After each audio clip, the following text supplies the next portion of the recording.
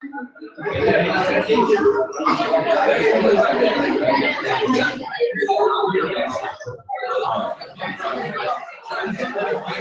इसमें एक डायग्राम बनाओ, ऐसा देखो फोर नॉर्थर्न हेमिस्फीयर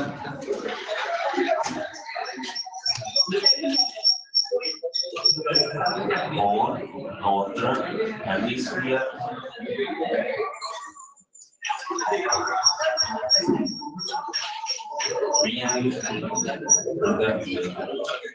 नॉर्थर्न बच्चों के डायरेक्ट करना बच्चा है कुछ ना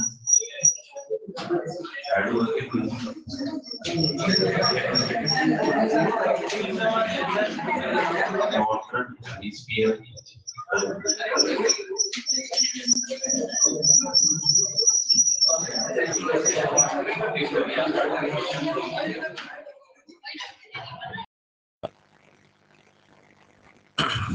देखो, जब भी अब नॉर्दर्न हेमिस्फीयर का क्वेश्चन आएगा, सबसे पहले तुम्हें ये डायग्राम बना लेना है, फिर उसके बाद जो क्वेश्चन में डाटा गिवन होगा उससे सॉल्व करना है। जैसे अपने को पता है बी एच की डायरेक्शन हर बार किधर दिखानी है, साउथ टू नॉर्थ। और अपने को पता है कि जो मैग्नेटिक फील्ड है, जो वर्टिकल कंपोनेंट है, वर्टिकल कंपोनेंट सर अगर नॉर्दर्न हेमिस्फीयर की बात कर रहे हैं तो उसमें वर्टिकल कंपोनेंट होगा माइनस के कैप। माइनस के कैप का मतलब अपने को डॉट में शो करना है या क्रॉस में शो करना है?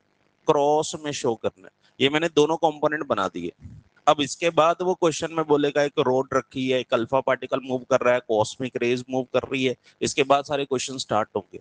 तो नॉर्दर्न हेमिस्फीयर के लिए पहले ये डायग्राम बनाएंगे, फिर उसके बाद क्वेश्चन करेंगे।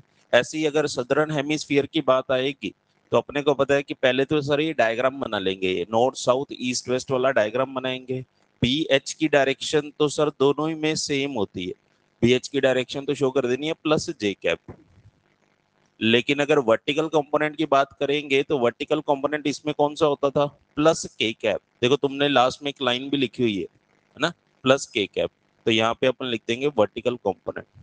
ये पहले दोनों डायग्राम बनाओ।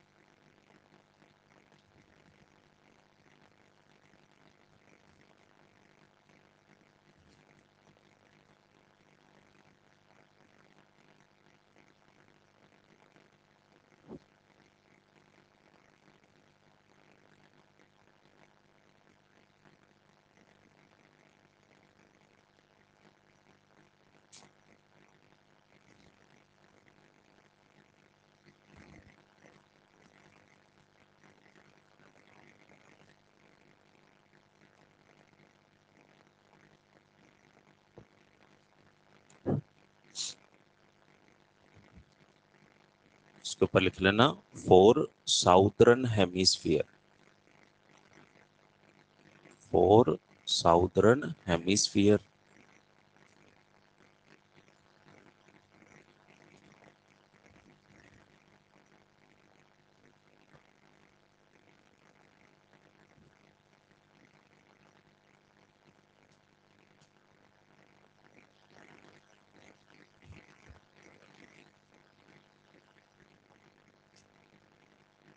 हाँ, पहले डायग्राम बनाए सबने। हाँ,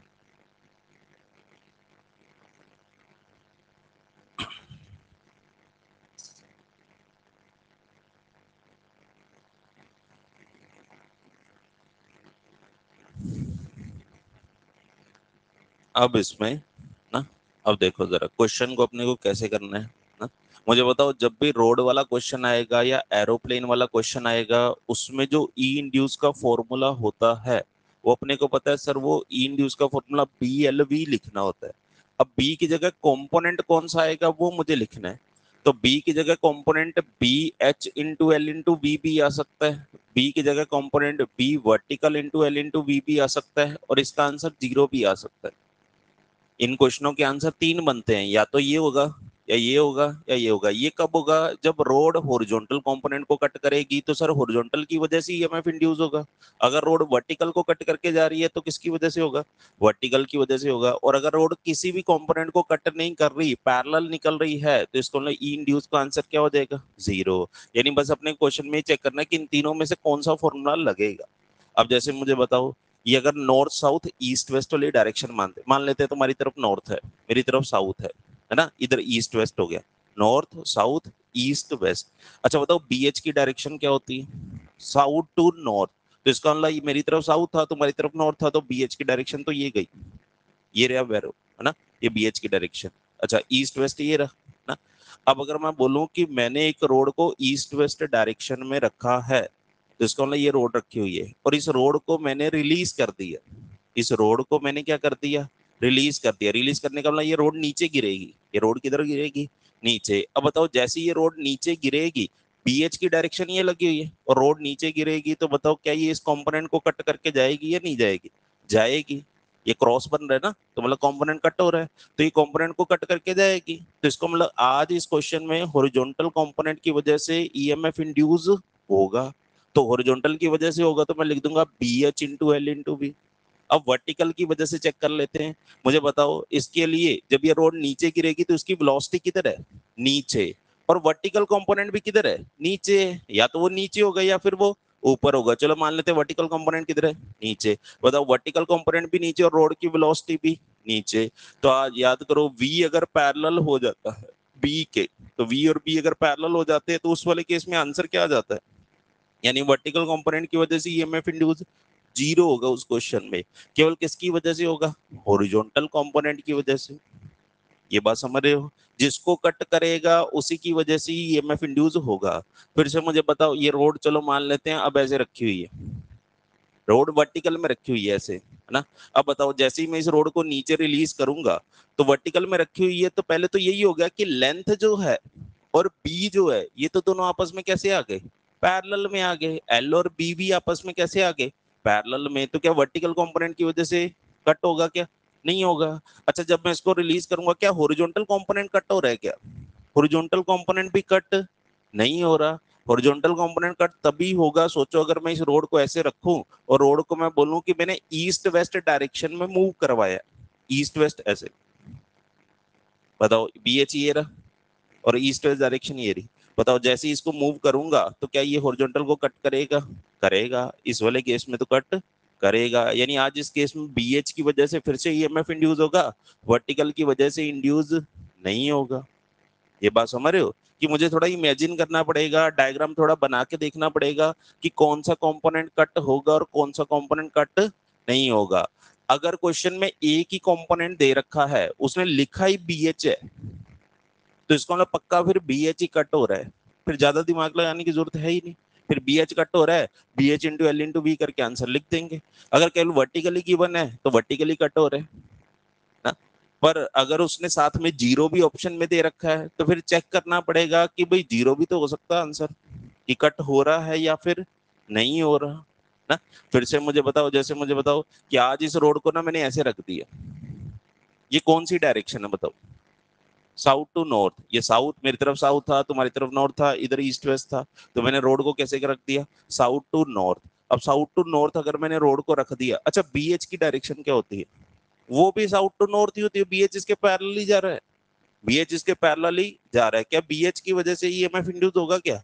नहीं, बीएच की वजह से ईएमएफ इंड्यूस नहीं होगा। अच्छा अगर मैं इस रोड को रिलीज कर दूं, अगर मैं इस रोड को क्या कर दूं? रिलीज कर दूं, क्या वर्टिकल कंपोनेंट की वजह से होगा? नहीं होगा। सर वेलोसिटी भी नीचे और वर्टिकल कंपोनेंट भी नीचे, यानी ना तो बीएच की वजह से ना वर्टिकल कंपोनेंट की वजह से इसका आंसर आ जाएगा 0। लेकिन आज जब मैंने इसको साउथ नॉर्थ रख के, अगर मैं इसको बोलूं कि मैंने इसको ऐसे ईस्ट वेस्ट डायरेक्शन में मूव करवाया है, किस में मूव करवाया? ईस्ट वेस्ट डायरेक्शन में। अब मुझे बताओ क्या बीएच कट होगा क्या? अरे बीएच तो इसके पैरेलल ही है, बीएच तो इसके पैरेलल ही है, उसकी वजह से ईएमएफ इंड्यूस नहीं होगा। लेकिन आज वर्टिकल कंपोनेंट तो ऐसे नीचे थे, तो जैसे ये रोड ऐसे ऐसे जाएगी तो ये क्या वर्टिकल कंपोनेंट को कट करेगी? सो जो वर्टिकल में जो लाइन है उनको ऐसे कट करके जाएगी, जाएगी। तो क्या वर्टिकल कंपोनेंट कट होगा? होगा। यानी इस वाले क्वेश्चन में किसका आंसर आएगा? B V into L into V. ये बात समझ रहे हो? है ना। क्वेश्चन में मुझे डायग्राम बना के थोड़ा सा इमेजिन करना पड़ेगा, अभी एक दो क्वेश्चन करेंगे तो मैं आइडिया लग जाएगा। अच्छा, दूसरी बात, हो सकता है कि मैं तुम्हें वहां क्वेश्चन में बीई की वैल्यू दे दूं, बीई की, ना बी एच गिवन दू ना बी वी गिवन दू, बीई की वैल्यू दे दी, और तुम्हें वहां पे एंगल ऑफ डिप दे रखा है थीटा, मान लेते 30 डिग्री, यानी बी दे दिया थीटा दे दिया, क्या तुम बी एच नहीं सॉल्व कर सकते? कर सकते हैं। कल हमने फॉर्मूला क्या लिखा था, B H equal to BE cos 30 degree. तो पहले इसमें बी एच सॉल्व करके फिर इसमें वैल्यू पुट कर दो, फिर इसमें वैल्यू पुट कर दो। ये बात समझ रहे हो? ठीक है, पहले तीनों आंसर लिख लो।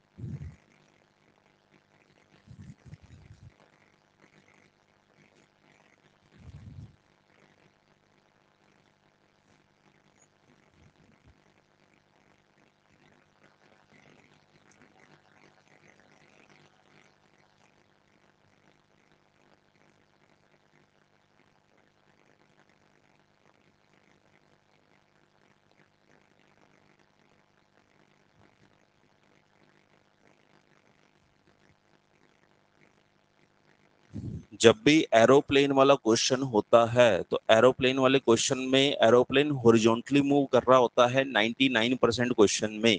ऐसे एरोप्लेन हॉरिजॉन्टली मूव कर रहा है 90। अब बताओ, अगर ये हॉरिजॉन्टली मूव कर रहा है तो ये कौन से कंपोनेंट को कट कर रहा है?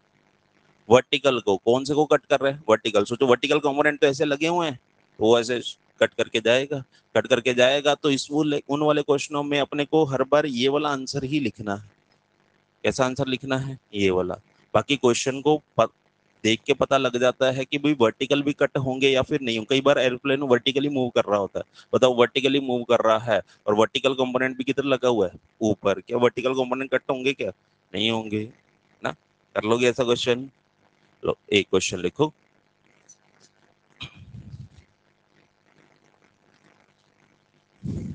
अ conducting road,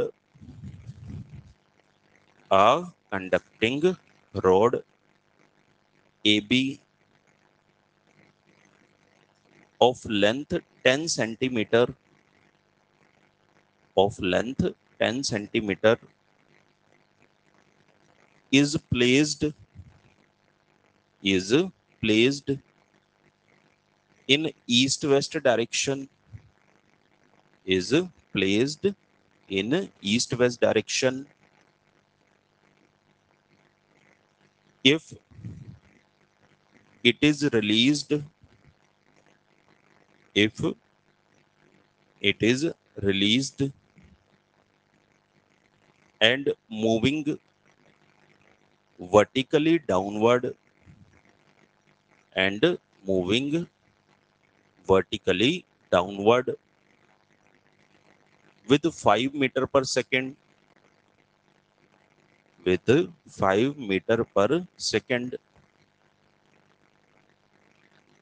then find, then find the EMF induced,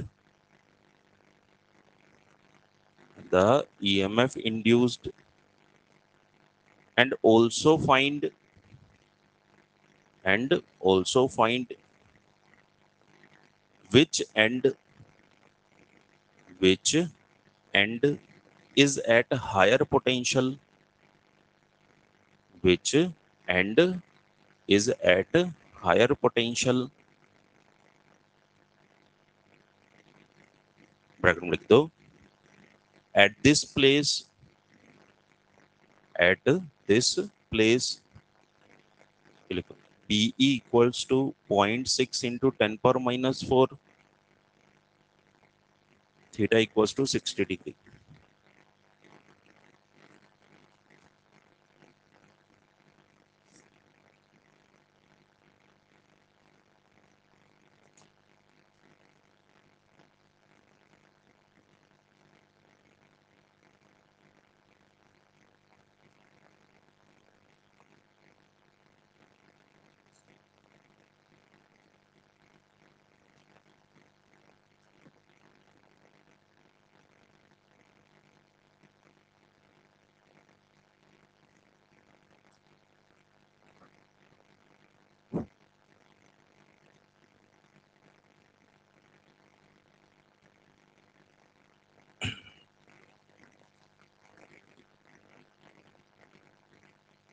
पहले बताओ ये कौन से कंपोनेंट को कट करेगा?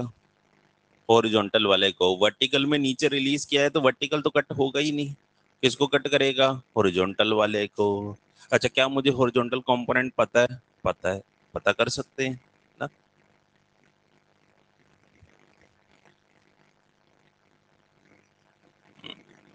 देखो, मैं अगर आंसर लिखूंगा तो मैं पहले तो लिखूंगा कि वर्टिकल कंपोनेंट और वेलोसिटी ये दोनों आपस में कैसे रहे होंगे? पैरेलल।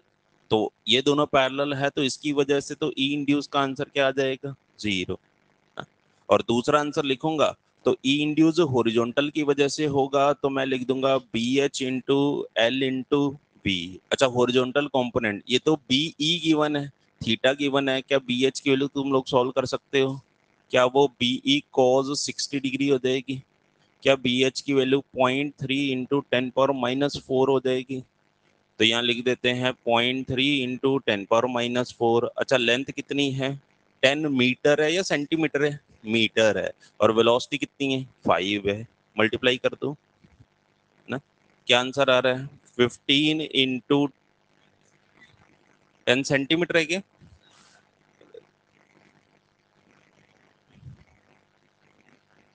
सही तो है। बोलो, क्या आंसर आएगा?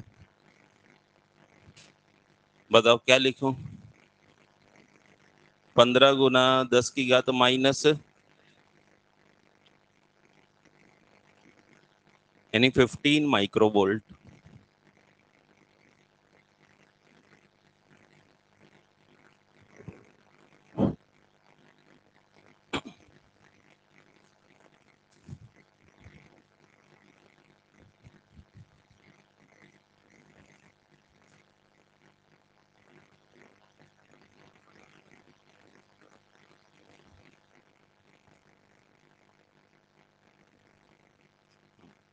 अब ऐसे ही मुझे बताओ कि इसकी डायरेक्शन यानी कौन सा टर्मिनल पॉजिटिव है, कौन सा टर्मिनल नेगेटिव है ना।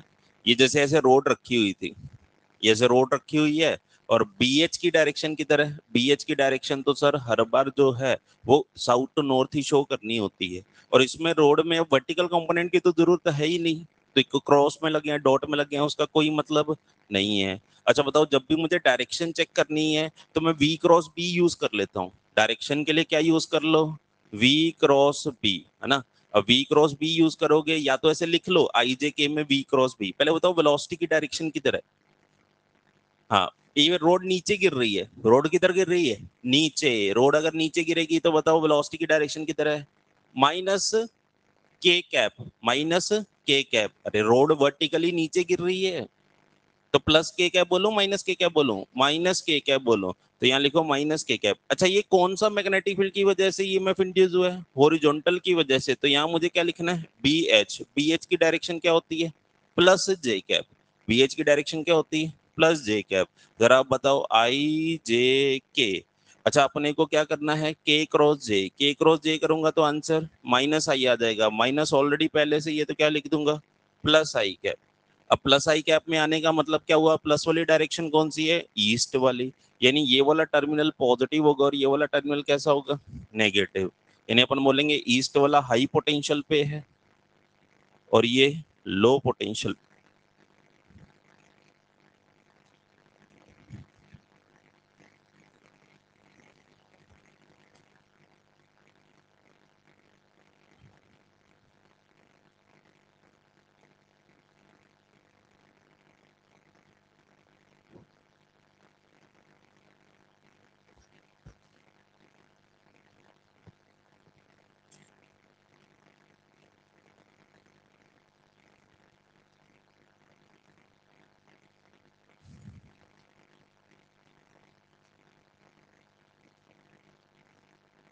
ठीक है ना?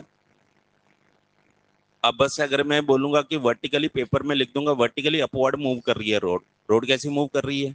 वर्टिकली अपवर्ड मूव कर रही है। वर्टिकली अपवर्ड मूव कर रही है, फर्क क्या पड़ेगा? वेलोसिटी प्लस के कैप। वेलोसिटी प्लस के कैप क्रॉस। चलो नेक्स्ट क्वेश्चन लिखो। An aeroplane, an aeroplane is moving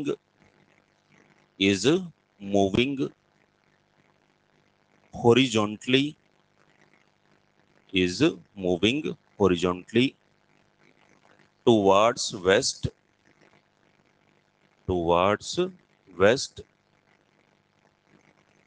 with velocity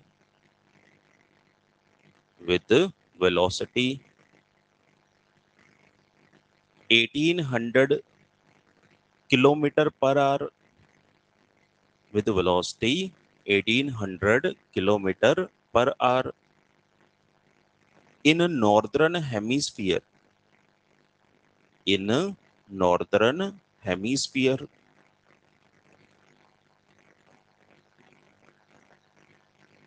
If so लिख दो BV equal to 0.3 into 10 power minus 4 Tesla,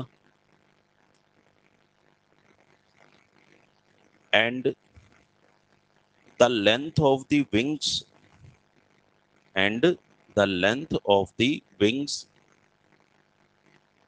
is 25 meter, is 25 meter.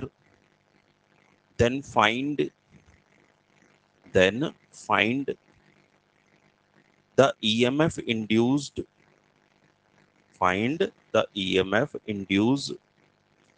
across its wings,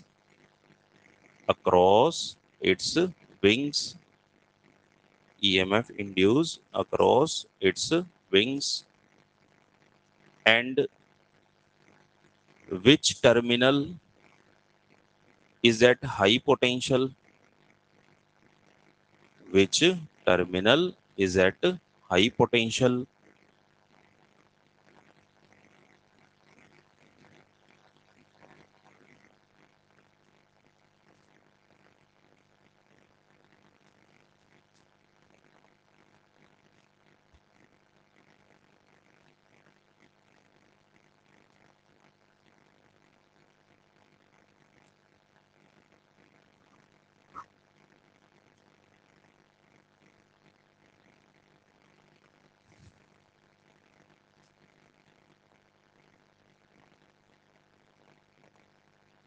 तुम लोग जानते हो तुम्हें एक वर्टिकल कंपोनेंट ही दे रखा है, तो सीधी सी बात है कि आंसर किसकी वजह से आएगा, वर्टिकल की वजह से ना, वर्टिकल की वजह से आंसर आएगा।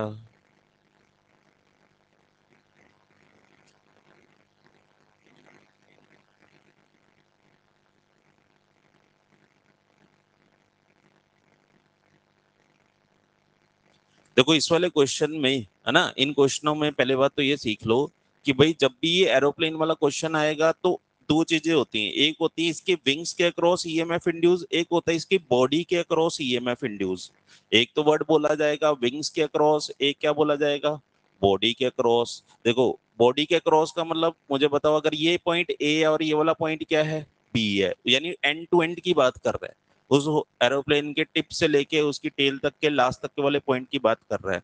तो मुझे बताओ इसमें जो रोड बनती है, इसमें कंडक्टिंग रोड ये बनी होगी, ये वाली जो रोड होगी और ये जो वेलोसिटी है, ये दोनों तो आपस में कैसी आ जाएंगी, पैरेलल। बताओ ये वाली जो रोड बनेगी और ये जो वेलोसिटी है, ये तो दोनों आपस में कैसी आ जाती है, पैरेलल। तो इस वाले केस में अगर V पैरेलल टू L है तो EMF induce across the body पूछा जाए तो वो तो हमें हर बार आंसर क्या लिख देना, जीरो। हर बार बॉडी के लिए तो आंसर क्या लिख देना, जीरो। लेकिन जो अपने पास विंग्स होते हैं, जैसे विंग्स है, तो विंग्स में अपने को पता है रोड ये बनती, इनके बीच की डिस्प्लेसमेंट ये रही होगी। अब विंग्स जो है और वेलोसिटी इसकी किधर है, आगे, वेलोसिटी इसकी किधर है, आगे। अच्छा बताओ सबसे पहले BH की डायरेक्शन बनाते हैं। ये BH की जो डायरेक्शन बनेगी और ये जो विंग्स की लेंथ है, देखो BH भी साउथ टू नॉर्थ और विंग्स भी किसमें, साउथ टू नॉर्थ में। अगर एरोप्लेन वेस्ट डायरेक्शन में जा रहा है तो इसके विंग्स कितना रहे होंगे, नॉर्थ या साउथ में रहे होंगे। क्योंकि एरोप्लेन अगर इधर जा रहा है तो विंग्स तो ऐसे ही रहे होंगे ना क्रॉस में, तो विंग्स जो है वो नॉर्थ साउथ डायरेक्शन में अगर रहे होंगे तो BH की डायरेक्शन तो उसके हर बार कैसी आ जाएगी, पैरेलल। तो BH की डायरेक्शन पैरेलल आ जाएगी, तो BH की वजह से मैं EMF इंड्यूस पूछूंगा तो कितना होगा, जीरो। BH की वजह से पूछूंगा तो कितना होगा, जीरो। क्यों जीरो होगा, क्योंकि BH किसके पैरेलल आ गया, L के। BH किसके पैरेलल आ गया, L के। अब लेकिन जैसे ही वो ईस्ट में मूव करेगा तो वर्टिकल कंपोनेंट तो कट हो रहे हैं। अच्छा ये यहाँ पे मेंशन क्या हुआ है, नॉर्थर्न हेमिस्फीयर, तो नॉर्थर्न हेमिस्फीयर है, इसका मतलब मैं वर्टिकल कंपोनेंट किस में बना दूंगा, क्रॉस में। कैसे बना दूंगा, क्रॉस में, ऐसे ही तो बनाऊंगा ना। अच्छा अब जरा मुझे बताओ वर्टिकल कंपोनेंट कट होंगे तो ई इंड्यूस का आंसर लिख दूंगा, तो पहले तो क्या लिख दूंगा, B V into L into V. Vertical component है कितना, 0.3 इंटू 10⁻⁴। लेंथ कितनी है, 25। देखो अगर मैं तुम्हें लेंथ ऑफ द विंग्स की बात कर रहा हूँ दैट मीन्स इन दोनों के बीच की डिस्प्लेसमेंट की बात कर रहा हूँ। अगर मैंने लेंथ ऑफ ईच विंग लिखा तो फिर मुझे 50 लिख लेना है, फिर मुझे क्या लिख लेना है, 50। ये टोटल लेंथ, ये 25 प्लस ये 25 टोटल कितनी हो जाएगी, 50। अगर मैंने, अगर वहां स्पेशली मेंशन हुआ सिंगल सिंगल विंग की लेंथ, और अगर टोटल डिस्टेंस ही मेंशन है 25, तो फिर क्या लिख दो, 25। और वेलोसिटी लिखनी है तो वेलोसिटी उसने क्या दे रखी है, 1800। अब किलोमीटर पर आवर को बेटा मीटर पर सेकेंड में तो 5/18, इसे मल्टीप्लाई कर देंगे 5/18 से। तो अब जरा इसको मल्टीप्लाई कर दो, 0.375 वोल्ट, यानी विंग्स के क्रॉस कितना ईएमएफ इंड्यूस होगा, 0.375 वोल्ट।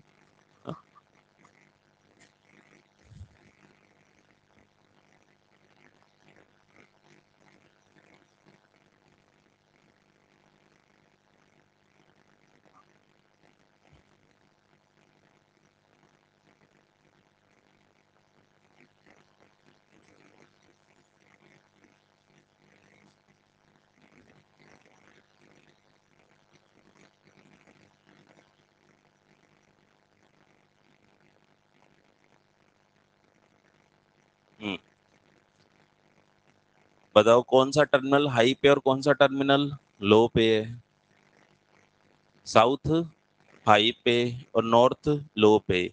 कैसे चेक करें, वी क्रॉस बी से। अब वी क्रॉस बी से या तो देखो मैं सीधा यहीं से चेक कर लेता हूँ, अब देखो मेरे को तो अब देखो आता है, मेरे को पता है वी इधर है, वी क्रॉस में है, वी क्रॉस बी, थम किधर आ जाएगा, नीचे। देखो वी क्रॉस बी, थम किधर आ जाएगा, नीचे। तो भाई साउथ किधर है, हाई पोटेंशियल पे है ना, इधर बना देते हैं हाई पोटेंशियल और इधर बना देते हैं लो पोटेंशियल। या फिर वी क्रॉस भी अपन वैसे भी चेक करके देख सकते हैं, वेलोसिटी की डायरेक्शन किधर है, वेस्ट में, क्या ऐसे लिख लेंगे -i कैप। ये रोड किस में है, जे कैप में, वैसे भी चेक कर सकते हो, या तो बना के डायग्राम चेक कर लो या फिर वी क्रॉस बी से चेक कर लो।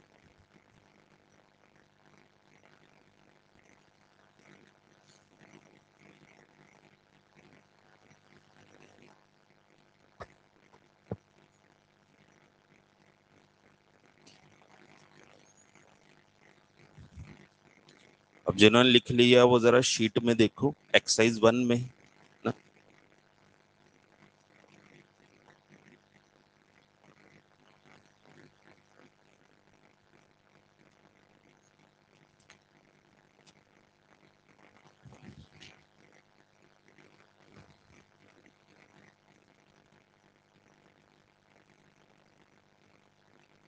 देखो क्वेश्चन नंबर 29 है ना, क्वेश्चन नंबर 29।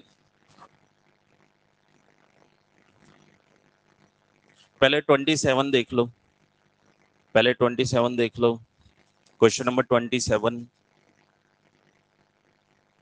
पे number 138, question number 27।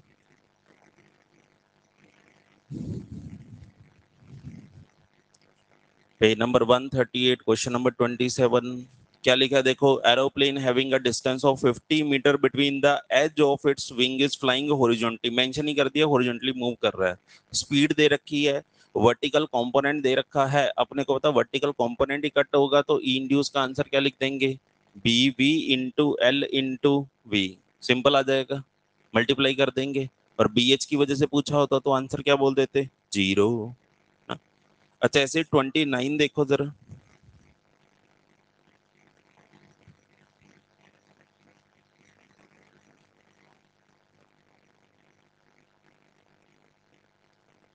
An athlete runs at a velocity of 30 km per hour towards east with a 3-meter rod. The horizontal component of Earth is this. If he runs keeping the rod horizontal, second case में vertical, potential difference across the ends of the rod ना। अब जरा थोड़ा सोच के तुम्हें देखना पड़ेगा। देखो एथलीट है, जैसे मान लो मैं ईस्ट की तरफ भाग रहा हूँ और रोड है मेरे हाथ में। अब ये रोड जो है ये हॉरिजॉन्टल में भी पहले केस में ऐसे पकड़ के और दूसरे केस में ऐसे वर्टिकल पकड़ के। खुद सोच के बताओ, जब मैं वर्टिकल पकड़ के इसको भागूंगा, वर्टिकल पकड़ के भागूंगा तो कौन सा कंपोनेंट कट होगा? BH तुम जानते हो, BH किधर लगा हुआ था? ये रहा। देखो साउथ था, इधर नॉर्थ था, तो साउथ नॉर्थ की कौन लगा हुआ था? BH। तो जैसे मैं इस रोड को लेके भागूंगा, ये रोड किसको कट करके जाएगी? हॉरिजॉन्टल कंपोनेंट को। किसको कट करके जाएगी? हॉरिजॉन्टल कंपोनेंट को। ये ऐसे हॉरिजॉन्टल कंपोनेंट ऐसे लगे हुए हैं सारे, उन सबको ऐसे कट कट कर करके जा रही है। तो अब मुझे बताओ इसके क्रॉस जो EMF इंड्यूस होगा उसको क्या लिखूंगा? BH into L into V। क्या मुझे सारी वैल्यूज गिवन है ना? अच्छा, अगर मैं इसको हॉरिजॉन्टली पकड़ के ऐसे चल रहा हूँ, अब बताओ अगर मैं इसको हॉरिजॉन्टली पकड़ के भागूंगा, बताओ वेलोसिटी किधर है? आगे। और ये रोड की लेंथ भी किधर है? आगे ही तो है। तो V और B तो दोनों कैसे आ गए? पैरेलल में। V और B तो कैसे आ गए? पैरेलल में। क्या कोई कंपोनेंट कट हो रहा है क्या? नहीं हो रहा। EMF इंड्यूस क्या आ जाएगा? जीरो। EMF इंड्यूस क्या आ जाएगा? जीरो। तो हॉरिजॉन्टल में लेके भागूंगा तो जीरो है, और वर्टिकल में लेके भागूंगा तो कट होंगे। आंसर लिखेंगे। तो इसमें देखो थर्ड ऑप्शन उसने क्या दे रखा है?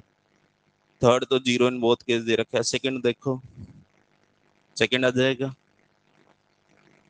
ठीक है, तो इसके 3-4 क्वेश्चन तुम्हें एनसीईआरटी में भी मिलेंगे। यहाँ तो कम दे रखे हैं, 2-3 ही दे रखे हैं। ठीक है, ट्राई करना उनको। चलो अब इसमें हेडिंग लिखो,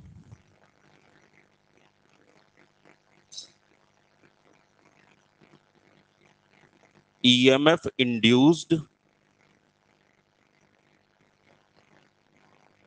due to rotation of the rod.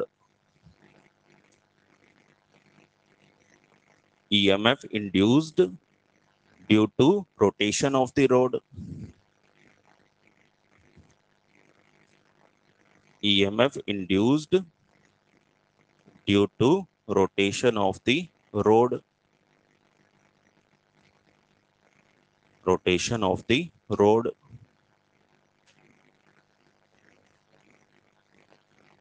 Rotation of the rod.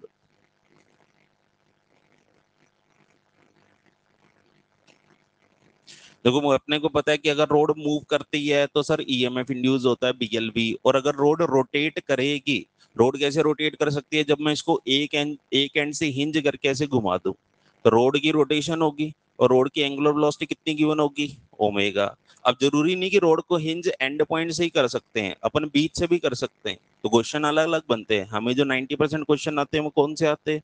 जिसमें एक एंड पे क्या कर रखा होता है? हिंज कर रखा होता है। अब रोड ये जैसे ही रोटेट करेगी, ये मैग्नेटिक फील्ड लाइंस को कट करके जाएगी, और अगर ये मैग्नेटिक फील्ड लाइंस को कट करेगी तो इसके अंदर सेल बनेंगे।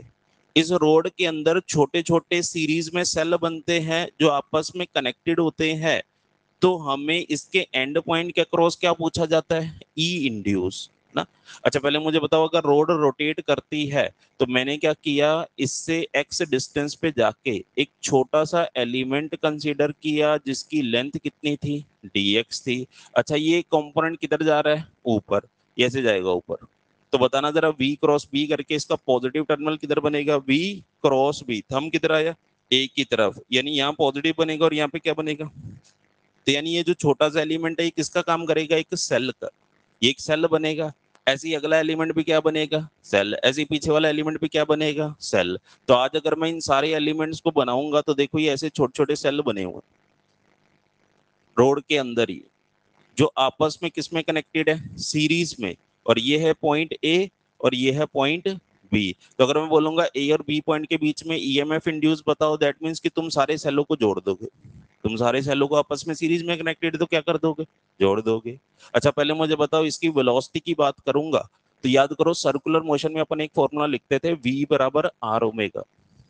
क्या होता था? v equals to R omega. ये v वेलोसिटी है। तो आज अगर मुझे v की वैल्यू लिखनी है तो इसकी डिस्टेंस है कितनी? x है। तो मैं लिख दूंगा v equals to x into omega, v equals to x into omega. अच्छा बताओ ईएमएफ इंड्यूस का फॉर्मूला लिखते क्या है? वो तो सर हम लिखते हैं b into L into V. आज मैं डीई का आंसर लिखूंगा तो b तो है ही, है ना, लेंथ की जगह लिख दूंगा dx और v की जगह ओमेगा इंटू एक्स। इस एलिमेंट की जरा बात कर रहे हैं, इसकी लेंथ कितनी dx है, इसकी वेलोसिटी कितनी है ओमेगा एक्स है। अब ये तो मैंने एलिमेंट के लिए लिखा, पूरी रोड के लिए लिखना है तो दोनों तरफ क्या कर देंगे इंटीग्रेशन। बताओ डी की इंटीग्रेशन तो ई इंड्यूस हो जाएगा, अब इसमें बी ओमेगा तो बाहर आ जाएगा, अंदर इंटीग्रेशन बेटा किसकी बचेगी एक्स डी एक्स की। और कहाँ से कहाँ तक करेंगे 0 से एल तक। इस रोड की लेंथ कितनी होती है 0 टू एल। तो अब जरा मुझे बताओ इसको सॉल्व करेंगे तो अपने पास V A minus V B का जो आंसर बनेगा वो क्या B omega L square by 2 हो जाएगा। एक्स की इंटीग्रेशन करोगे तो एक्स स्क्वायर बाय 2, तो आंसर क्या बनेगा B omega L square by 2। यानी रोड के एंड पॉइंट के अक्रॉस पोटेंशियल डिफरेंस कितना होता है B omega L square by 2। ये सिर्फ अभी एंड पॉइंट का रिजल्ट है, किसका है एंड पॉइंट का। अब मैं अगर इसके बीच में कोई और पॉइंट मार्क कर लूंगा ये सी पॉइंट, मैं बोलूंगा ए और सी के बीच में बताओ, तो ए और सी में सेल कम बने होंगे तो आंसर भी क्या हो जाएगा कम हो जाएगा। सी और बी के बीच में बोलूंगा तो सी और बी के बीच में ये पॉइंट बीच में सी होगा, तो सी और बी के बीच में सेल कम बने होंगे तो आंसर भी क्या हो जाएगा कम हो जाएगा। फिर मुझे वहां से लेके वहां तक की इंटीग्रेशन करनी पड़ेगी। ए से सी बोलूंगा तो ए से सी तक की इंटीग्रेशन, सी से बी बोलूंगा तो सी से बी तक की इंटीग्रेशन ना। लो पहले इतना लिखो।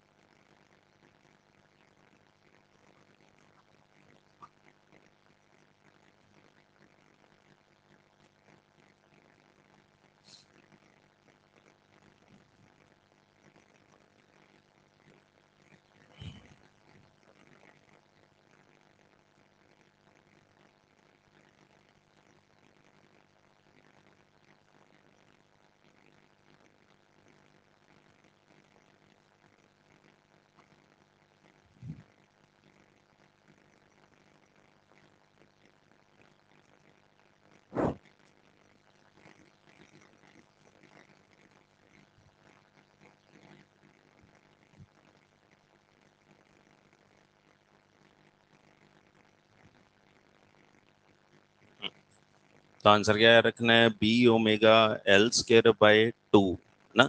एल क्या है लेंथ ऑफ द रोड।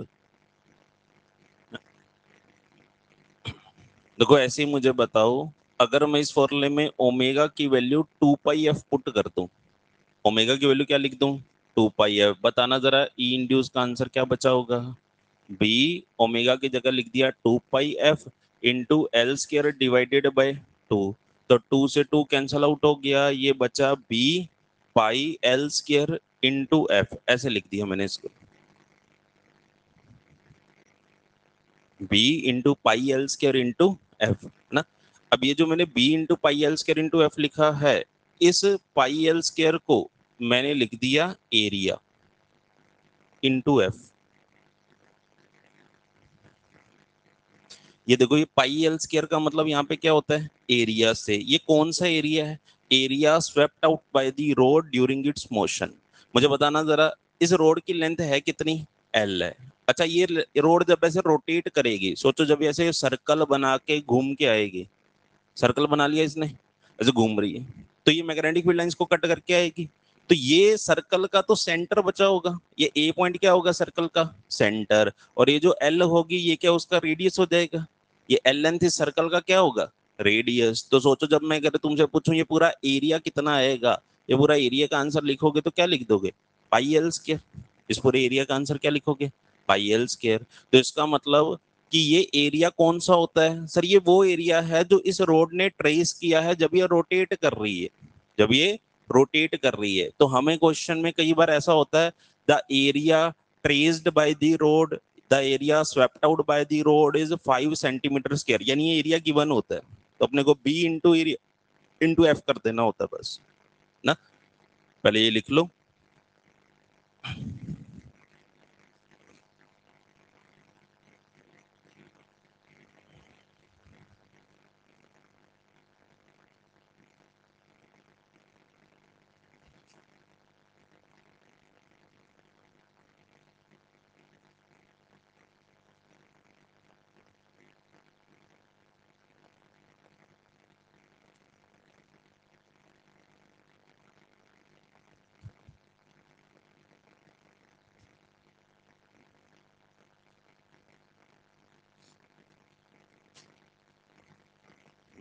इसमें एरिया के नीचे एरो बना के लिख दो, area traced by the road,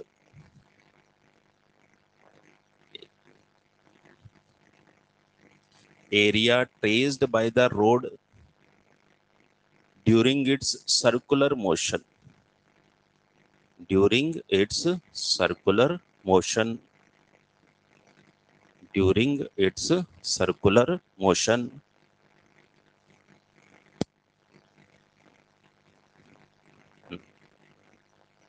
next line में लिखो ना, E induce, E induce between any 2 points, between any 2 points in the road, any 2 points in the road, any 2 points in the road। पहले diagram बना लो, ये ए point show कर दो x1 distance पे, B point show कर दो x2 distance पे।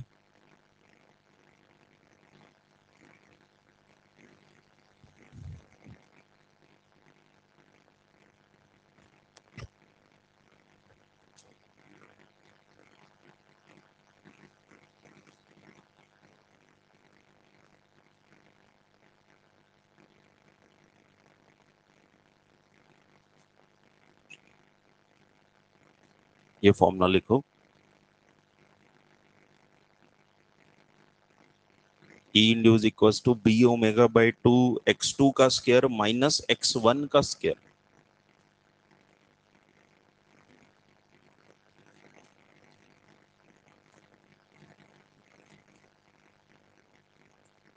इसके नीचे लिखो x1 displacement of first point from the hinge, displacement of first point from the hinge से लिख देना स्मॉल डिस्प्लेसमेंट, ब्रैकेट में लिख दो स्मॉल डिस्प्लेसमेंट, स्मॉल डिस्प्लेसमेंट, और x2 के सामने लिख दो displacement of second point from the hinge, from the hinge, bracket में लिख देना large displacement, large displacement, large displacement. जब भी मुझे रोड के अंदर किसी भी 2 पॉइंट के बीच में ईएमएफ इंड्यूस पता करना है ना, तो हर बार पहली बात तो ये डिस्टेंस x1 x2 कहाँ से मेजर करनी होती है, हिंज पॉइंट से। कहाँ से मेजर करनी होती है, हिंज पॉइंट से। अच्छा फॉर्मूले में क्या आता है, बी ओमेगा बाई 2 x2 का स्क्वायर माइनस x1 का स्क्वायर, x2 पहले लिखना और x1 बाद में लिखना है, यानी जो बड़ी वाली लेंथ है, जो पॉइंट दूर है, उसकी लेंथ पहले लिखनी है और छोटे वाले की लेंथ क्या लिखनी है, बाद में लिखनी है ना। वो सर तभी आंसर पॉजिटिव आएगा, तभी आंसर क्या आएगा, पॉजिटिव आएगा। ये मैंने बस इसी फॉर्मूले में, देखो अभी हमने इंटीग्रेशन की थी ना, तो मैंने इसी फॉर्मूले में 0 और से L की जगह मैंने कहां से कहां तक इंटीग्रेशन की है, x1 से x2 तक। बताओ x1 से x2 तक इंटीग्रेशन करोगे तो यहाँ पे क्या बचेगा, अंदर x2 का स्क्वायर माइनस x1 का स्क्वायर, वही फॉर्मूला हमने लिख ली है ना। और ये ध्यान रखना है कि भी चेक कैसे करना है, पॉजिटिव टर्मिनल और नेगेटिव टर्मिनल, वो तो सर बी क्रॉस बी से ही चेक करना है। अब रोड अगर ऐसे रोटेट कर रही है तो इसका मतलब इसके अंदर की जो रोड बनी होगी वो ऐसे जा रही होगी, तो बताना बी क्रॉस बी करेंगे, बी क्रॉस बी, ए की तरफ क्या आ जाएगा, पॉजिटिव, बी की तरफ नेगेटिव, तो वैसे ही है। लो एक क्वेश्चन लिखो,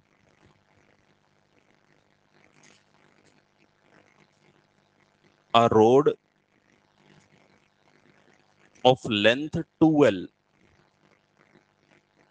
a road of length 2L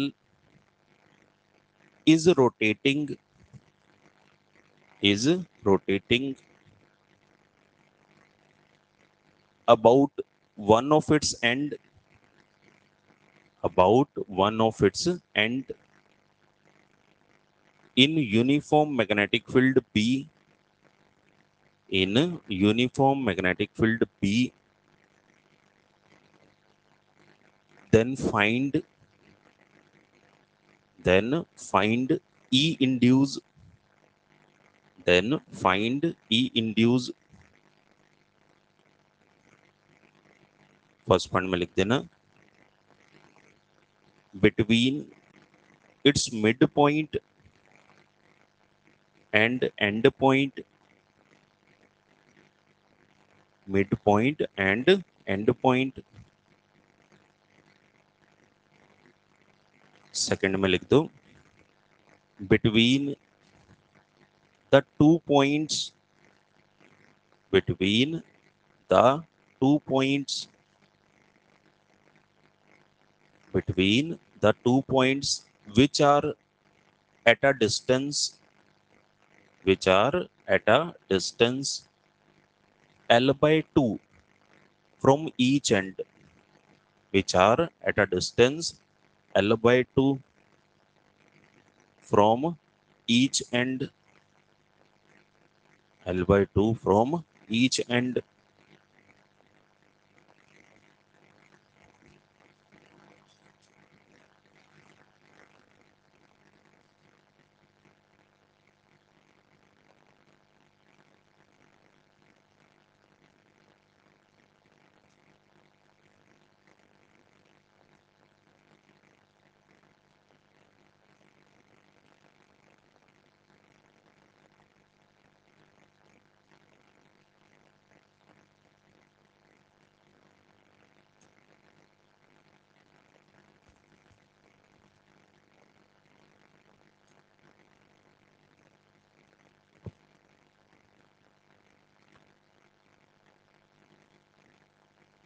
तो बताओ फर्स्ट केस में क्या बोला हुआ है, मिड पॉइंट और एंड पॉइंट, मिड पॉइंट और एंड पॉइंट की जो डिस्टेंस है ना, बताओ जरा फर्स्ट केस का आंसर लिखेंगे ना, तो बताना जरा, ये मिड पॉइंट है ए और ये एंड पॉइंट है बी। अच्छा बताओ मिड पॉइंट की डिस्टेंस कितनी है, एल है, और एंड पॉइंट की डिस्टेंस कितनी है, 2L है। हर बार डिस्टेंस कहाँ से लिखनी होती है, इंच से ना। तो बताओ फॉर्मूले में वैल्यू पुट करेंगे, VA माइनस VB का आंसर क्या लिखेंगे, बी ओमेगा बाय 2, ब्रैकेट में क्या लिखूं, 2L का स्क्वायर माइनस L का स्क्वायर। तो फर्स्ट पार्ट का तो आंसर क्या लिख देंगे, 3/2 B ओमेगा L स्क्वायर।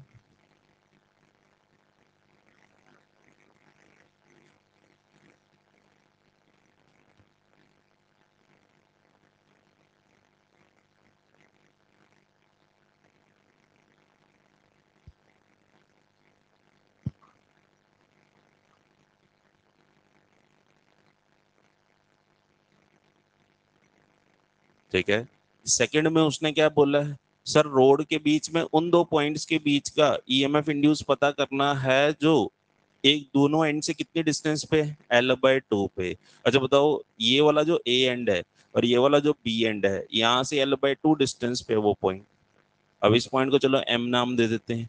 इधर से कौन है, इधर से भी L/2 डिस्टेंस पे है और इसको क्या नाम दे देते हैं N। फर्स्ट एंड से भी L/2 है, लास्ट वाले से भी L/2 है।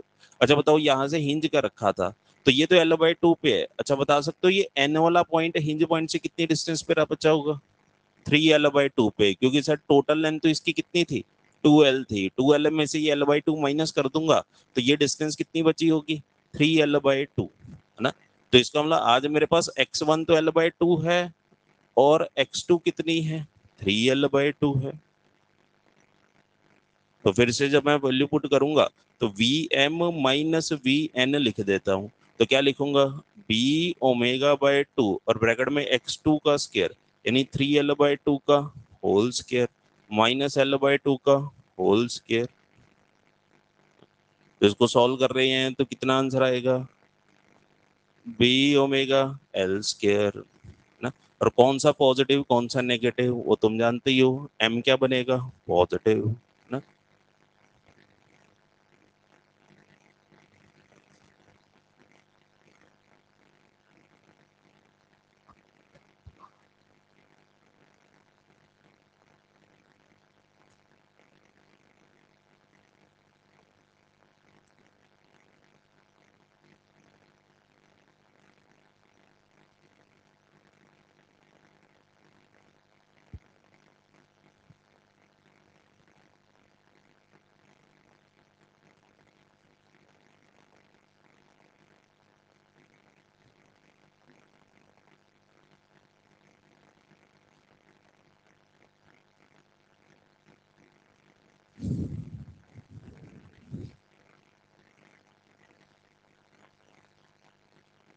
ठीक है, यहाँ तक लिखा पहले सबने।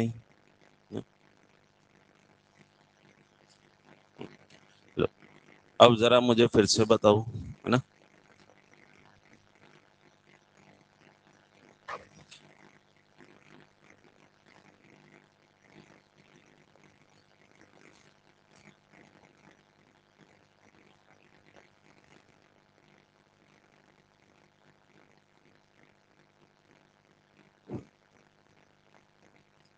चलो नेक्स्ट क्वेश्चन लिख दो।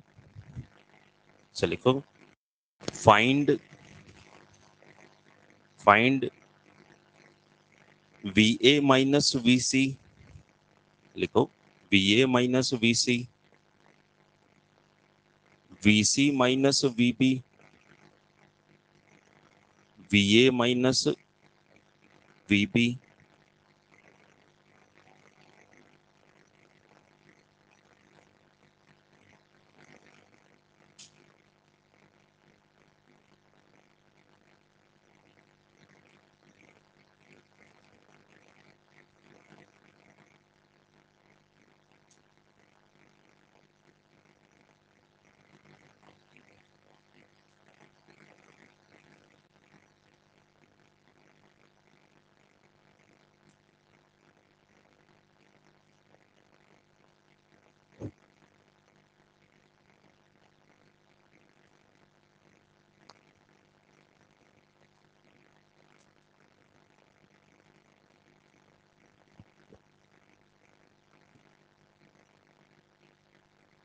ए पॉइंट ये रहा, सी वाला पॉइंट बीच वाला है, बी वाला पॉइंट लास्ट वाला है ना?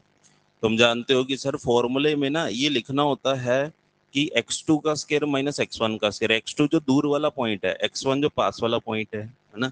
और बाकी पॉजिटिव नेगेटिव तो कैसे बनाना है वो तो v क्रॉस b से बन जाता है। पहले बताओ VA माइनस VC सॉल्व करूंगा तो VA माइनस VC जो है वो मेरे पास पॉजिटिव आएगा नेगेटिव आएगा। चेक करो जरा ए और सी में से कौन सा हाई पोटेंशियल पे और कौन सा लो पोटेंशियल पे। सी हाई पे और ए लो पे। मुझे बताओ ये रोड घूम कैसे रही है, देखो ये रोड ऐसे जा रही है। अब बताओ ये रोड जब ऐसे जाती है ना तो इसके ऐसे वेलोसिटी बना लिया करो। इसकी वेलोसिटी किधर होगी ऊपर और इस हिस्से की वेलोसिटी किधर होगी नीचे। ये हिस्सा ऊपर जाएगा और ये हिस्सा किधर आएगा नीचे। अब जरा v क्रॉस b करना जरा फिर से। वेलोसिटी किधर है नीचे तो v क्रॉस b, देखो थंब किधर आ गया c की तरफ। तो इसको ना c वाला टर्मिनल तो क्या बनेगा पॉजिटिव, a वाला टर्मिनल क्या बनेगा नेगेटिव। मैंने तुमसे पूछा क्या है VA माइनस VC, इसका मतलब A पहले रखा है C बाद में रखा है, तो ये तो लो पोटेंशियल पे और C किस पे, हाई पे। इसका मतलब इसका आंसर पॉजिटिव आएगा नेगेटिव आएगा, नेगेटिव आ जाएगा। यानी आंसर मैं वो टिक करूंगा जिसमें नेगेटिव होगा, जिसमें क्या होगा, नेगेटिव होगा।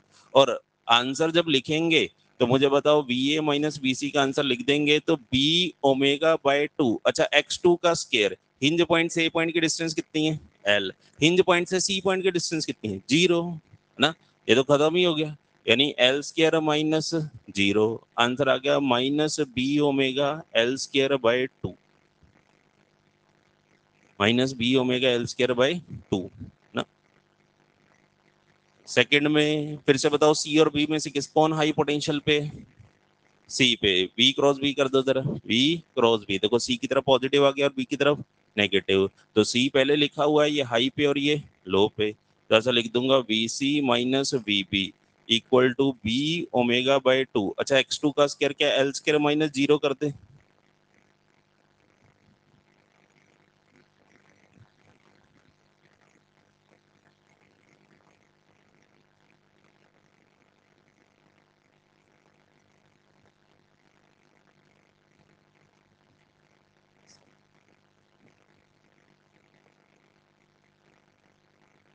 थर्ड में बताओ क्या लिखें, 0, फेवरेट आंसर आ रहा है। बताओ ए पॉइंट हिंज पॉइंट से कितनी डिस्टेंस पे है, एल पे। बी पॉइंट कितनी डिस्टेंस पे है, एल पे, तो दोनों एल डिस्टेंस पे है, तो मैं थर्ड पॉइंट का आंसर लिख दूंगा कि भाई V A minus V P equal to B omega by 2, और यहाँ पे भी x2 का स्क्वायर माइनस x1 का स्क्वायर।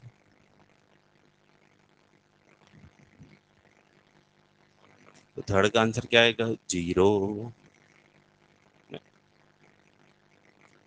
और वैसे तुम सेल बना के भी चेक कर सकते हो, है ना। देखो सेल बनाओगे, पहले बताओ इसके बीच में भी एक सेल बनेगा और इसके बीच में भी एक सेल बनेगा। मैं आज सेल बना रहा हूँ, ए और सी के बीच में सेल, सी और बी के बीच में सेल, तो बताना जरा क्या दोनों सेल ऐसे ही बने होंगे। देखो ये रहा ए पॉइंट, ये रहा बी पॉइंट, और ये रहा बीच में सी पॉइंट ना। ये वाला जो सेल बना होगा उसका ए नेगेटिव है, सी पॉजिटिव है, इधर वाले सेल का सी पॉजिटिव है और बी कैसा है, नेगेटिव है। इस सेल का ईएमएफ कितना है, B omega L square by 2, इस सेल का कितना है, B omega L square by 2। दोनों सेल की ईएमएफ सेम है, अलग अलग है, सेम ही है। दोनों सेल के ईएमएफ क्या है, सेम ही है। अब बताओ मुझे ए और बी पॉइंट के बीच में कितना पोटेंशियल डिफरेंस है। देखो ए और बी के बीच में दो सेल लगे हुए हैं और दोनों सीरीज में एक दूसरे को क्या कर रहे हैं, अपोज कर रहे हैं। ये दोनों सेल सपोर्ट कर रहे हैं, अपोज कर रहे हैं, तो दोनों माइनस हो जाएंगे, तो नेट का आंसर कितना आ जाएगा, 0। और हमने भी देखो ऊपर आंसर क्या लिखे, तो हमें तो फॉर्मूले से लिख देना वहां पेपर में, ठीक है।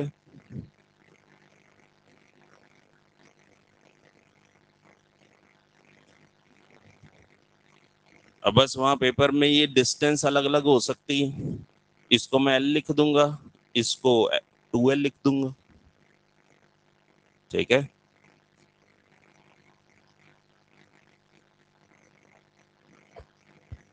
चलो पहले यहां तक बनाया सबने, फिर से मुझे बताओ, क्वेश्चन लिखो। Find VA minus VB, find VA minus VB,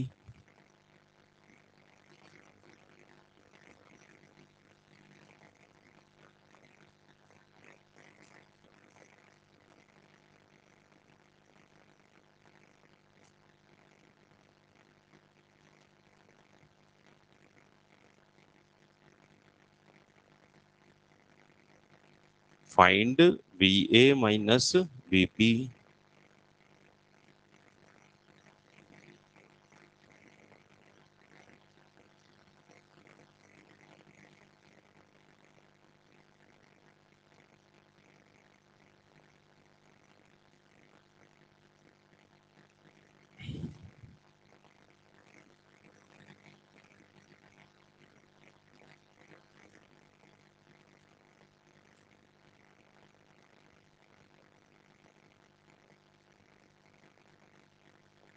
hinge point से डिस्टेंस लिखनी होती है। अच्छा बताओ, हिंज पॉइंट से डिस्टेंस लिखनी होती है, डिस्प्लेसमेंट लिखनी होती है?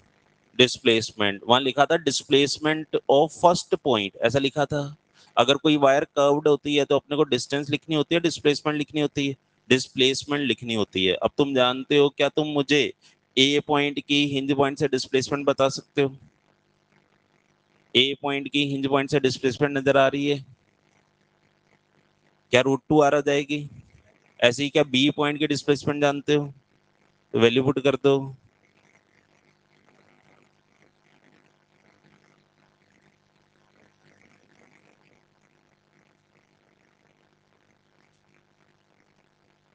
मुझे बताओ, ए पॉइंट की डिस्प्लेसमेंट, ये डिस्टेंस कितनी है? आर। ये डिस्टेंस भी कितनी है? आर। अच्छा, ये डिस्प्लेसमेंट अपने को पता करनी है x1, जो कितनी आएगी? √2r।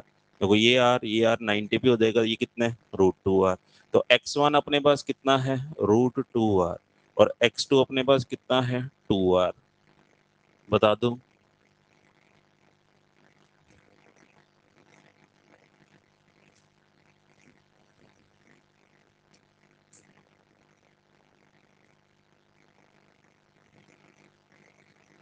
तो यह आएगा 4r² माइनस 2r², यानी यहाँ बचेगा b⍵r²।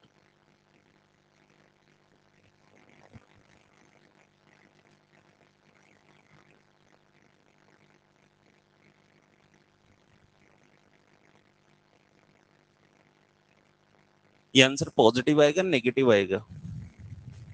पॉजिटिव आएगा नेगेटिव आएगा? पॉजिटिव आएगा। इसमें पॉजिटिव है। जो पॉइंट हिंज पॉइंट के ज्यादा पास में होता है वो हाई पोटेंशियल पे निकलता है। जो पॉइंट हिंज पॉइंट के ज्यादा पास में होता है वो किस में निकलता है? हाई पोटेंशियल पे। इन क्वेश्चनों में थोड़ा क्वेश्चन में चेंज कर दूंगा, ओमेगा उधर कर दूंगा या क्रॉस की जगह डॉट कर दूंगा तो अलग हो जाएगी। अभी ए पॉइंट हाई पे और बी पॉइंट किस पे? लो पे है ना? अच्छा, पहले यहां तक लिखा सबने। अब पेपर में ये क्वेश्चन ऐसा भी आ सकता है, और पेपर में ये रिंग पूरी भी हो सकती है। ये रिंग कैसी हो जाए? पूरी। बताओ, अगर ये रिंग पूरी है, यहाँ हिंज कर रखा है, इस पॉइंट को ए पॉइंट नाम दे दिया, इस पॉइंट को बी पॉइंट नाम दे दिया, इसके जस्ट सामने सी पॉइंट नाम दे दिया, और यहाँ से उसने बोल दिया ओमेगा से घुमा रहा है, बाकी सारा डाटा वही है, रेडियस कितना है? आर ना। अब मुझे बताओ, इस क्वेश्चन में रिंग फिर से घूम रही है ना? ओमेगा से घूम रही है, मैग्नेटिक फील्ड कितना लगा हुआ है? बी। क्या मैं तुमसे, है ना, इसको ओ नाम दे सकता हूँ? ठीक है। अच्छा, क्या मैं तुमसे B A minus B B पूछ सकता हूँ? वही है। क्या मैं तुमसे B A minus B C पूछ सकता हूँ? क्या B A minus B C का आंसर जीरो ही आ जाएगा? भाई, V O minus V A और वी ए माइनस, इन दोनों की डिस्टेंस तो हिंज पॉइंट से क्या निकली होगी? सेम ही होगी। सेम ही होगी तो x1 x2 सेम है, तो आंसर क्या आ जाएगा? जीरो ना। तो यहाँ पे अपन लिख सकते हैं V A minus V C का आंसर जीरो, या कोई भी दो point V A minus V B का आंसर b⍵r²।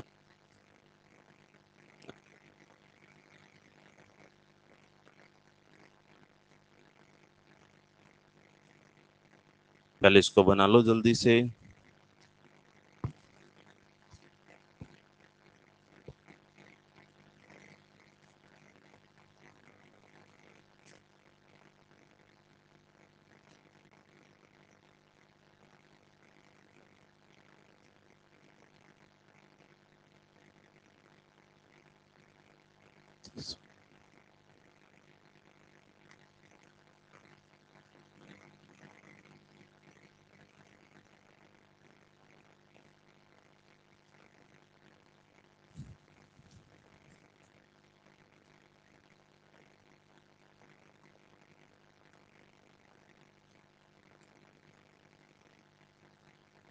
ठीक है, लिखा पहले सबने?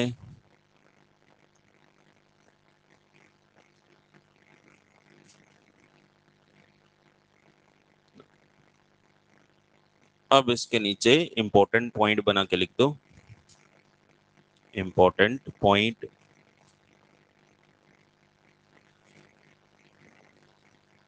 If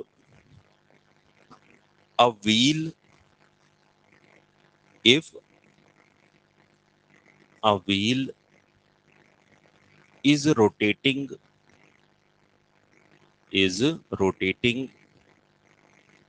in Earth's magnetic field, is rotating in Earth's magnetic field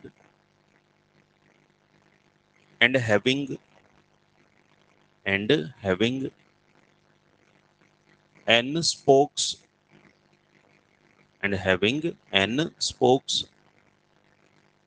then the potential difference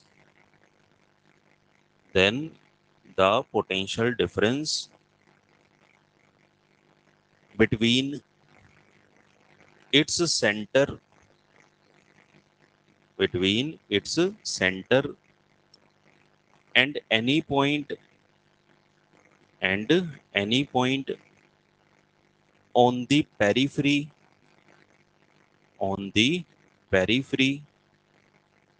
of the wheel is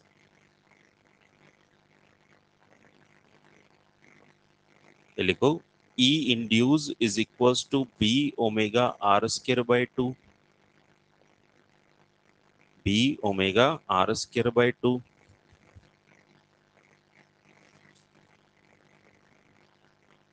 ऐसा लिख दो all the cells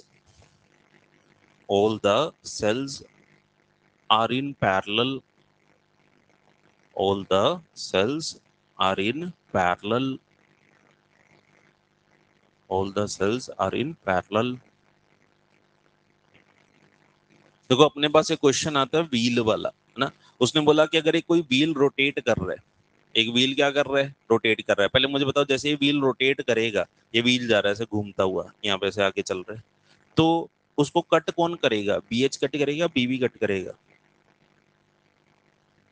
कौन कट करेगा, बीएच। देखो ये व्हील ऐसे रोटेट कर रहा है, तो जब व्हील ऐसे रोटेट करेगा तो बीएच तो ये था ना, मेरी तरफ साउथ था, तुम्हारी तरफ क्या था, नॉर्थ था। तो जब ये व्हील रोटेट करेगा तो बीएच वाली लाइंस इसको क्या करेंगी, कट करके जाएंगी जैसे जैसे आगे जाएगा। अच्छा वर्टिकल वाला कंपोनेंट तो व्हील के कैसा निकल जाएगा, पैरेलल में ही, वो तो कैसा निकल जाएगा, पैरेलल में। तो इसमें जब भी क्वेश्चन आता है तो मुझे व्हील वाले क्वेश्चन में बी एच यूज करना होता है, पहले तो ये याद रखो। यहाँ पे मुझे बी की जगह क्या लिखना होगा, बी एच, वो क्वेश्चन में गिवन ही होगा, क्वेश्चन में गिवन ही होगा। अच्छा मुझे बताना कि अब अगर एक व्हील रोटेट करता है तो इसके एन नंबर ऑफ स्पोक्स दे रखे हैं। स्पोक्स का मतलब ये जो कंडक्टिंग रोड है, ये जो ताड़ियां इसके अंदर लगी होती, वो लगी होती हैं डंडियां वहां सेंटर से लेके लास्ट तक ना, रिम के ऊपर, तो ये इसको बोल रहे हैं स्पोक्स। अब उसने बोला कि इसमें एन स्पोक्स है, यानी अभी तो हमने 4 शो किए हैं, इसमें 10 भी हो सकती हैं। अब अपने को पता है जैसे ये व्हील रोटेट करेगा, ये वाली रोड तो किधर जाएगी, ऊपर, ये वाली लेफ्ट साइड में, ये वाली नीचे, ये वाली रोड आगे। अच्छा मुझे बताओ इसके लिए सेल चेक करेंगे, तो V क्रॉस B, थंब किधर आ गया, O की तरफ, तो O पॉजिटिव और A नेगेटिव। ऐसे बताओ इसके लिए चेक करोगे तो V cross B, O positive है नेगेटिव, सबके लिए O की तरफ पॉजिटिव बनेगा और A की तरफ क्या बनेगा, नेगेटिव बनेगा। अच्छा ये रिम कंडक्टिंग होती है, ये रिम कैसी होती है, कंडक्टिंग। तो जो चीज कंडक्टिंग है उसके हर पॉइंट का नाम भी क्या होता है, सेम ही होता है। मैंने इसको भी ये नाम दे दिया, इसको भी ये नाम दे दिया, सारे पॉइंटों का नाम क्या दिया, ए ही नाम दिया। अब मुझे बताओ इस रोड के अंदर, इस रोड की लेंथ है कितनी, आर है।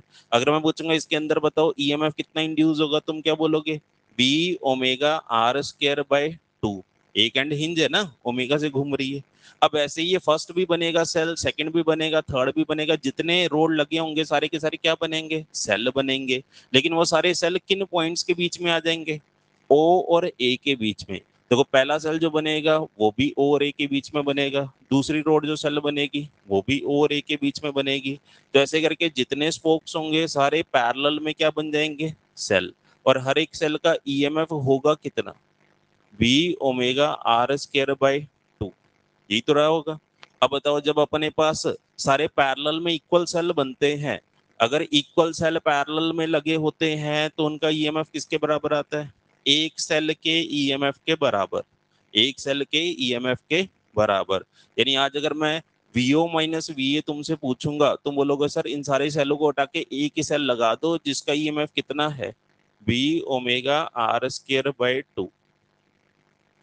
तो कभी भी तुमसे पूछे कि व्हील के सेंटर ना, और रिम के ऊपर या पेरिफेरी के ऊपर जो पॉइंट है उसके बीच में पोटेंशियल डिफरेंस, तो आंसर लिख देंगे B omega R square by 2।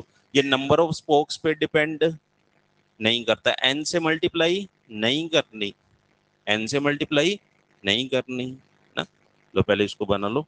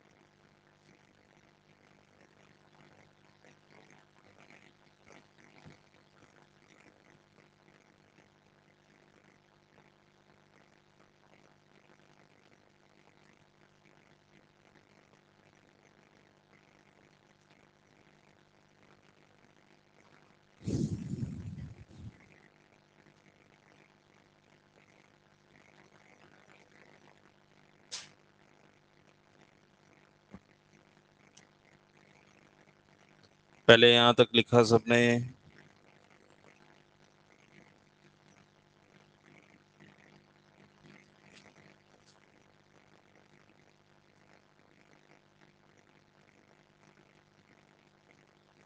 चले आगे। हाँ,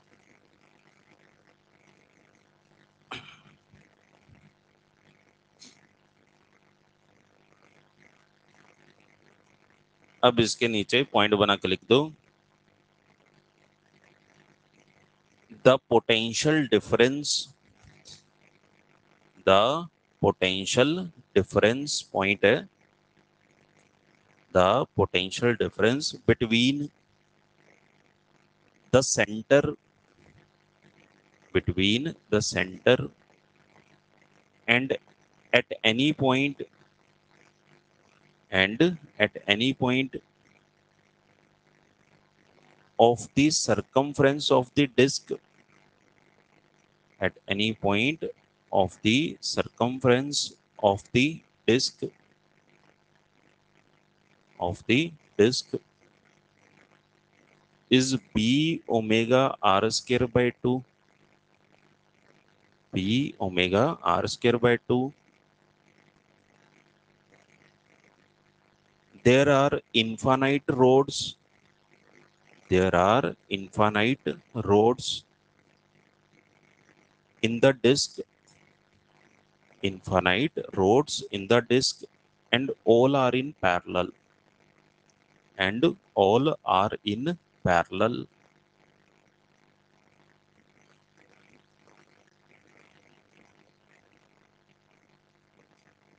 देखो अगर अपने पास डिस्क का क्वेश्चन आ जाए, डिस्क का मतलब ये सॉलिड चीज है, और सॉलिड चीज ऐसे ओमेगा से घूम रही है, तो उस वाले केस में भी सेंटर और एंड पॉइंट के लिए क्या लिखेंगे, B omega R square by 2, क्योंकि अपने को पता है सर एक डिस्क जो होती है वो कितनी रोड से मिलके बनी होती है, इनफाइनाइट से। सोचे कि डिस्क को मैं ऐसे ही तो तोड़ सकता हूँ कि सर यहाँ पे ना बहुत सारी रोड्स लगी हुई है, इन सारी रोड्स को अगर मैं ज्वाइन कर दूंगा तो वो मेरे पास क्या बन जाएगी, एक डिस्क। अब इसमें हर एक रोड जो है वो सेल बनेगी, और वो सारे सेल किस में जाएंगे, पैरेलल में। यानी अगर डिस्क के सेंटर और ए पॉइंट के बीच में आ जाए तब भी आंसर तुम्हें क्या लिखना है, B omega R square by 2, है ना। और अगर रिंग के लिए आ जाए, किसके लिए आ जाए, रिंग के लिए, देखो ये तो एग्जांपल किसकी है, डिस्क की, ये मैं किसकी एग्जांपल बना रहा हूँ, रिंग की। अब रिंग के लिए कभी भी अगर आ जाए है ना, तो रिंग के लिए तुम्हें इंड्यूस का आंसर लिख देना है इसके ऊपर किन्हीं भी दो पॉइंट्स के बीच में 0। रिंग के ऊपर किसी भी दो पॉइंट्स के बीच में ईएमएफ इंड्यूस का आंसर पूछा जाए तो क्या लिख देना है 0। और डिस्क के सेंटर और उसके सरकमफ्रेंस वाले पॉइंट के बीच में क्या लिखना है, B omega R square by 2 ना। पहले इसको लिख लो।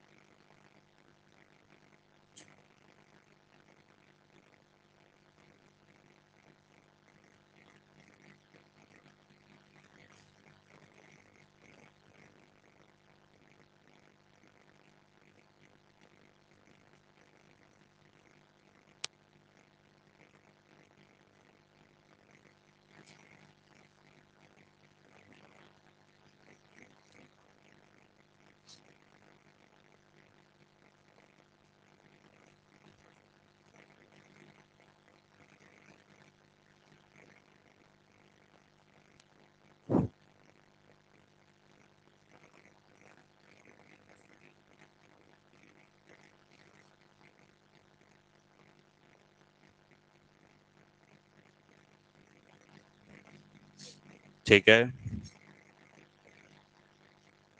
पहले यहां तक लिखा सबने ना। इसके नीचे हेडिंग डाल के लिख दो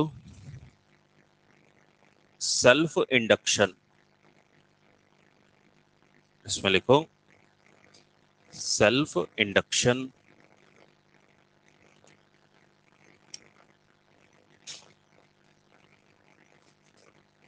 सेल्फ इंडक्शन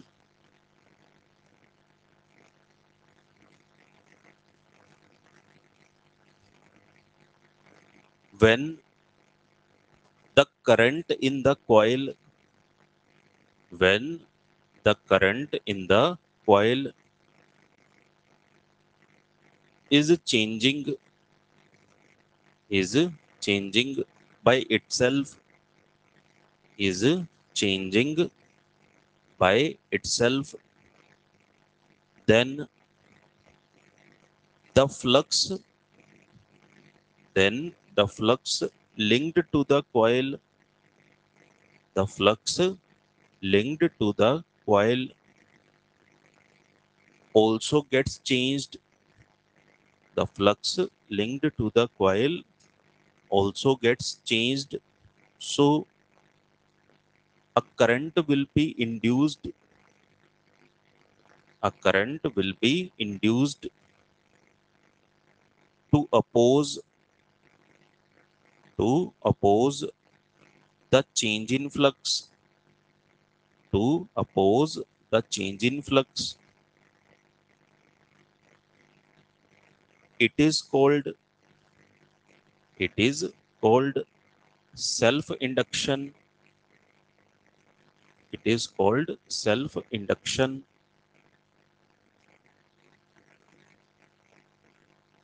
Next line में लिख दो the coil in which self-induction occurs. The coil in which self-induction occurs is called inductor. Is called inductor. It is an LR circuit. It is an LR circuit and an ideal inductor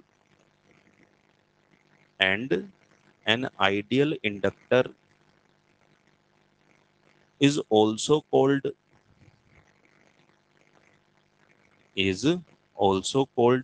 choke coil.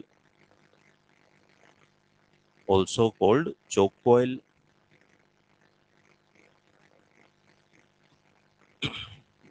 Next line में लिख दो। चलो पहले इसको समझ लो, है ना। देखो पहले मुझे बताओ सेल्फ इंडक्शन अपने पास क्या होता था, कि सर एक कॉइल में जो करंट फ्लो कर रहा है ये करंट वेरिएबल है, ये करंट वेरिएबल है। जब वेरिएबल करंट किसी कॉइल में फ्लो करता है तभी अपने पास क्या प्रोड्यूस होगा, सेल्फ इंडक्शन का फिनोमिना होगा। तो ये करंट वेरिएबल का मतलब ये करंट इंक्रीज भी कर सकता है और ये करंट डिक्रीज भी कर सकता है। जैसे मान लेते हैं अभी ये करंट फ्लो करने वाला इंक्रीज कर रहा है, तो जैसे जैसे करंट इंक्रीज करेगा तो बताना जरा इस करंट की वजह से मैग्नेटिक फील्ड लाइंस किधर आएंगी, क्रॉस में। किधर आ जाएंगी, क्रॉस में। तो इसके अंदर जाने वाली मैग्नेटिक फील्ड लाइंस इंक्रीज होंगी, फ्लक्स बढ़ेगा। अब ये कॉइल क्या चाहती है कि फ्लक्स ना बढ़े, तो ना बढ़े तो इसलिए करंट इंड्यूस कर देगी, और उस इंड्यूस करंट की डायरेक्शन बेटा मैं किधर बना दूंगा, एंटी क्लॉकवाइज डायरेक्शन। इस इंड्यूस करंट की डायरेक्शन किधर बन जाएगी, एंटी क्लॉकवाइज डायरेक्शन। तो अब मुझे बताओ इस कॉइल का खुद का ही करंट था, खुद ने चेंज किया, खुद ने ही करंट इंड्यूस कर लिया उसको अपोज करने के लिए। तो ये सारा फिनोमिना इसका खुद का ही है, सेल्फ का ही है, तो इसलिए इसको नाम क्या दे दिया, सेल्फ इंडक्शन। किसी दूसरी कॉइल की इसमें पार्टिसिपेशन नहीं है, तो सेल्फ इंडक्शन फिनोमिना होता है अपने पास। अब इसमें अगर मुझसे नेट करंट पूछा जाएगा तो मुझे पता है सर नेट करंट में ये दोनों अपोज कर रहे हैं एक दूसरे को, तो मैं दोनों को क्या कर दूंगा, माइनस कर दूंगा। तो इसका मतलब जब भी एक इंडक्शन वाले क्वेश्चन में तुमसे करंट पूछा जाए तो करंट का आंसर जो होता है वो जो ऑलरेडी करंट फ्लो कर रहा होता है या तो उससे कम आता है या फिर उससे ज्यादा आता है। हो सकता है सेम डायरेक्शन में आ जाए, तो आई प्लस आई इंड्यूस हो जाएगा। अब इनके जो आंसर होते हैं उसमें ऐसा लिखा होता है greater than 0.5 ampere, less than 0.5 ampere. जैसे मान लो ये करंट जो पहले से फ्लो कर रहा है ये कितना फ्लो कर रहा है, 0.5 एम्पियर। अब ये करंट वेरिएबल हुआ, इंड्यूस हुआ, तो मुझे बताओ इसका जो आंसर आएगा वो पॉइंट, इस कॉइल में अब नेट करंट का आंसर 0.5 से ज्यादा होगा या 0.5 से कम होगा, 0.5 से कम होगा। यानी इसके आंसर ऐसे लिखे होते हैं, ये आंसर क्या होगा, 0.5 से कम होगा ना। अब एक इंडक्शन जिसमें सेल्फ इंडक्शन का फिनोमिना होता है उस कॉइल को क्या बोलते थे, इंडक्टर। एक इंडक्टर अपने पास क्या होता है, एक एल आर सर्किट होता है जिसके पास एल भी है यानी सेल्फ इंडक्शन का कोफिशिएंट भी है, और जिसके पास रेजिस्टेंस भी है। हम अभी जितने क्वेश्चन करेंगे उसमें आइडियल इंडक्टर होगा, और आइडियल इंडक्टर में आर को क्या मानते हैं, जीरो। उसका रेजिस्टेंस नहीं होता, अपन सिर्फ उसके लिए एल ही शो करते हैं, 2 milli henry, 3 milli henry. Resistance show करेंगे जब वो साथ में मेंशन करेगा, जैसे एसी वाले कुछ क्वेश्चनों में वो मेंशन करता है ना, या इसमें एलआर सर्किट जब वो बनाता है। अब इस आइडियल वाले को क्या बोलते थे, चोक कॉइल। अभी चोक कॉइल वर्ड लिखा हुआ है इसका मतलब वो भी किसकी बात कर रहा है, आइडियल इंडक्टर की। अब मुझे बताओ कि कॉइल में जो फ्लक्स लिंक होता है, टोटल फ्लक्स, पहली बात तो मैं उसको लिख रहा हूँ n×5। ये फाई क्या है, flux link with one coil, flux with one turn, ऐसा लिख लेते हैं। भी एक कॉइल में अगर अपने पास एन नंबर ऑफ टर्न्स है, तो अगर मैं पूछूंगा बताओ इसमें टोटल फ्लक्स कितना पास करेगा, तुम बोलोगे n×5 कर देते हैं। एक में 5 है तो n में कितना है, n×5। अब ये जो टोटल फ्लक्स लिंक होता है ये किसके डायरेक्टली प्रोपोर्शनल होता है, करंट के। जितना ज्यादा करंट फ्लो करेगा उतना ज्यादा फ्लक्स का आंसर आएगा। और जब हम इस प्रोपोर्शनलिटी कांस्टेंट को हटाते हैं तो बेटा कांस्टेंट क्या आ जाता है, एल। तो फ्लक्स का फॉर्मूला क्या होता है, L×I ना। और यहाँ से L का फॉर्मूला लिखाएंगे तो लिखेंगे फाई टोटल डिवाइडेड बाय आई। ये याद रखना है, कभी भी सेल्फ इंडक्शन सॉल्व करनी है तो तुम्हें ऊपर क्या लिखना है, टोटल फ्लक्स, नीचे क्या लिखना है, करंट।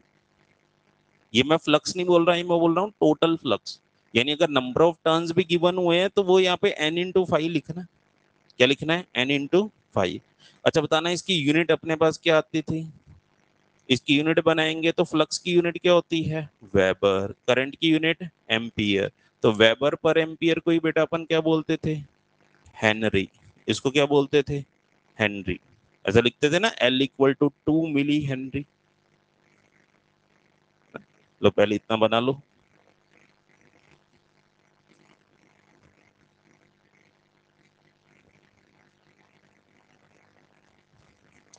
अब देखो मैं यहाँ पे सामने बोर्ड पे लिख रहा हूँ है ना, जो क्वेश्चन तुम्हें करने हैं एक्सरसाइज 1 के 1 से लेके 44 तक।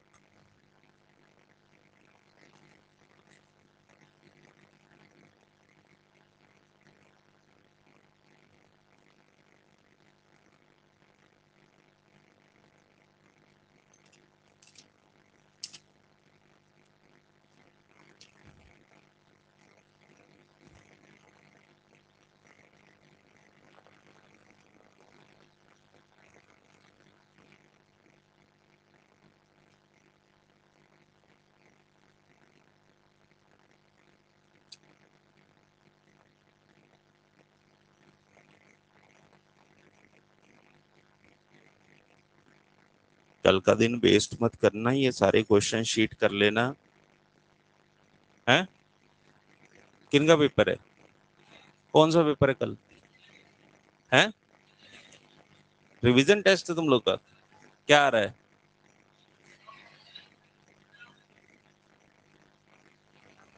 है मॉल कॉन्सेप्ट?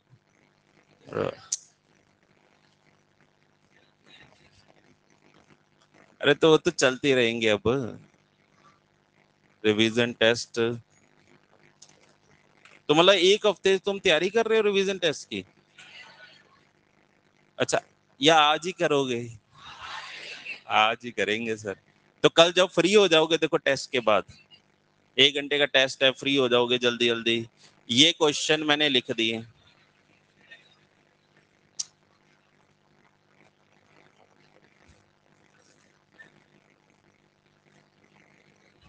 एक घंटे का टेस्ट है, अपन आधे घंटे में खत्म कर देंगे।